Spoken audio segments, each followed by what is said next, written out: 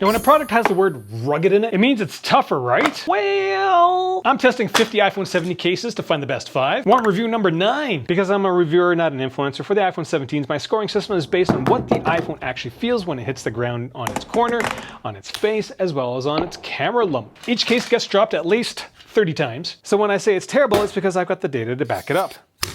I'll be honest with you, this case, it's a good looking case from my perspective. It is substantially larger than the normal Beats case by quite a bit. But remember, we learned that bigger isn't always better. This thing is basically one big clump of plastic. The microfiber extends across the entire back of the phone, which is kind of neat. This case is a little beefier. It weighs 49 grams, which is a little heavier than the average 45. Now, despite being very light, this thing is quite bulky. It's going to increase the size of your iPhone by about 69%. 69%, hey, it's not the first time I've seen 69% in terms of bulk. Like, it seems pretty common for whatever reason. Now, when it comes to using your iPhone in this case, it has a neat finish to it. So despite the plastic feeling very slick, having this really helps with the handling of the iPhone. This case has floating buttons as well as a floating camera button. I have to note that because this case edge is so thick, the camera control button actually sits in like this chasm right over here. I really like this design feature because it really helps me figure out where my hands are on my iPhone. This port cutout is tight, big enough to fit my girthiest cables, but it's also very sharp.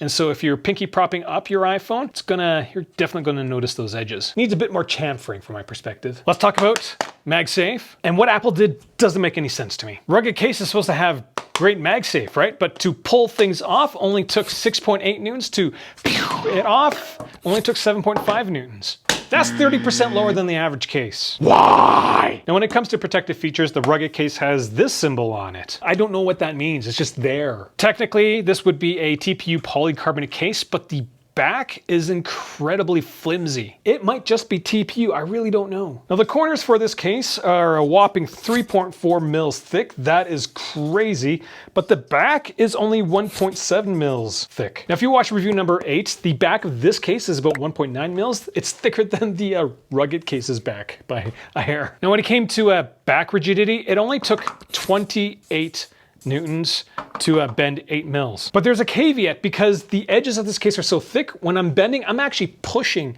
through the case, so I'm technically not really flexing it that much. Remember the Beats case? This was closer to a 60, and this thing is incredibly stiff, even through the middle of the case. This thin back is gonna have some serious ramifications for protection. Let's get into it. Now when it came to corner drops, this thing only felt 10 Gs. That's a very average value. Now in a corner drop, the cases tend to do this for a little bit. The rotation rate was 30% better. The big corners on the case were actually good for something. Now the rate at which the iPhone settled down was actually 8% slower than the average case. Now the total force felt by the iPhone in this case was actually 22% higher than average. The super thick corners do not help it at all. Now this case has significant clearance between the screen and the edge of the case. In my face first drops, it failed. Just kidding, it didn't. The initial impact was better by like 40%. It was crazy to see. Settling rate was definitely above average and the total force was below average. Woo! Now the camera lump is protected by a piece of polycarbonate,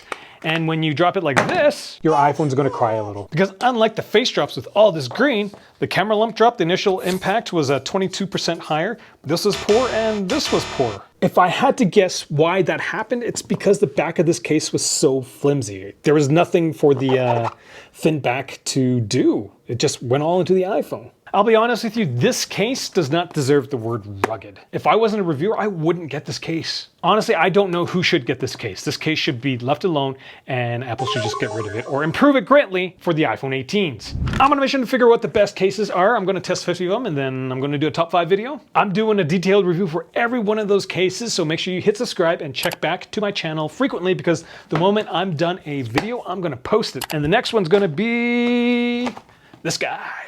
The Ridge case. Thanks for watching.